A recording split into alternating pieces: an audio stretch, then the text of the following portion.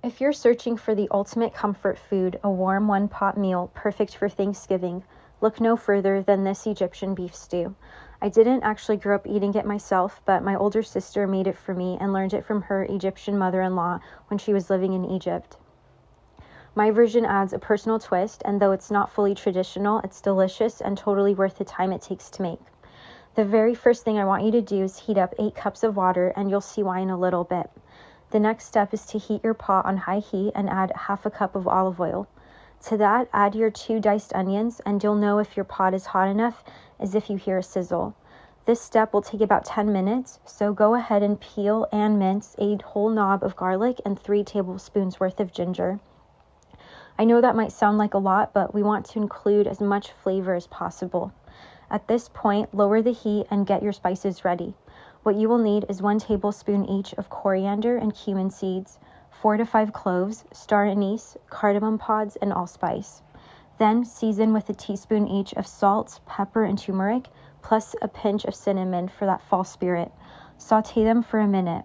It's okay if you don't have all these spices, just use what you have.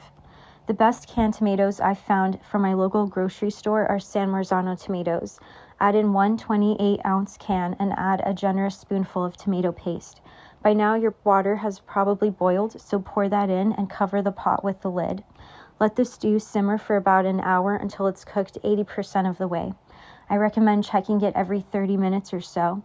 The best way to know when something is ready is to eat it, so if you find out that it's still too chewy, let it continue cooking. Timing is key here because you don't want to add the veggies too early, otherwise it may overcook. Once you find the meat is tender, it's time to add the butternut squash since it takes the longest to cook. When it's nearly fork tender, then add 3 chopped russet potatoes and 8 large carrots. Notice they're cut into large pieces. Once everything is fork tender, turn off the heat and throw in the frozen peas so they still stay bright and green for serving. I personally love spicy food, so I added a serrano and sliced it in half.